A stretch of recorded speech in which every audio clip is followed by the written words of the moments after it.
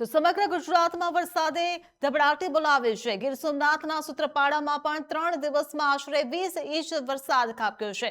માંગરોળમાં 12.64 inch વરસાદ ખાબક્યો છે। સૂત્રાપાડામાં 3 દિવસમાં 20 ઇંચ વરસાદ નોંધાયો છે। મહુવામાં 7.52 ઇંચ વરસાદથી પાણી ભરાયા છે। સમગ્ર ગુજરાતમાં વરસાદે ધબડાટી બોલાવી છે। તો સૂત્રાપાડાના અનેક નીચાણવાળા વિસ્તારો જળબંબાકાર બન્યા છે। પાટણ વેરાવળમાં 10 ઇંચથી વધુ વરસાદ ખાબક્યો છે।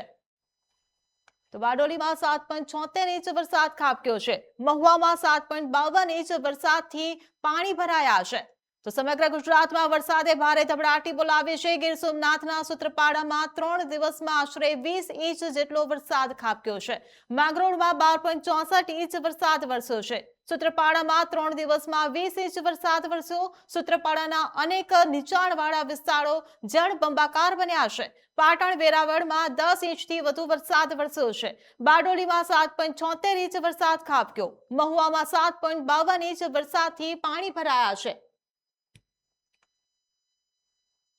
તો ગુજરાતમાં ચોમાસાએ જોરદાર પકડ જમાવી છે। છેલ્લા 24 કલાક દરમિયાન રાજ્યના 33 જિલ્લાના 172 તાલુકામાં નોંધપાત્ર વરસાદ વરસ્યો છે।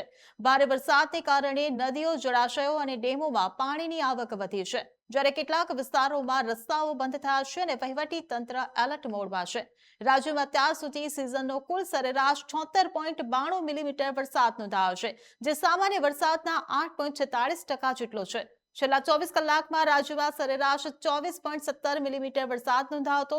સૌથી વધુ વરસાદ જૂનાગઢ જિલ્લાના માંગરોળમાં 321 મિલીમીટર નોંધાયો છે, જ્યારે ગીર સોમનાથના સૂત્રાપાડામાં 314 મિલીમીટર, જૂનાગઢના કેશોદમાં 278 મિલીમીટર, ગીર સોમનાથના પાટણ વેરાવળમાં 256 મિલીમીટર અને જૂનાગઢના માળિયા હાટીનામાં 232 મિલીમીટર વરસાદ વરસ્યો છે।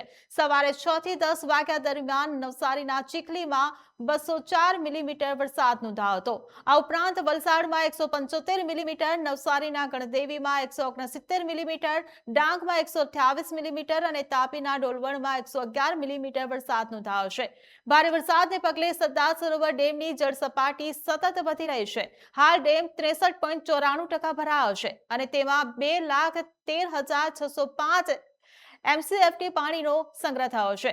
રાજ્યના 206 જળાશયોમાં સરેરાશ 36% પાણીનો સંગ્રહ નોંધાયો છે। હાલમાં 2 ડેમ હાઈ એલર્ટ પર અને 7 ડેમ વોર્નિંગ પર રાખવામાં આવ્યા છે। રાજ્યમાં વરસાદી સ્થિતિને ધ્યાનમાં રાખીને એનડીઆરએફની 9 ટીમ અને એસડીઆરએફની 24 પ્લાટૂન તૈનાત કરવામાં આવી છે।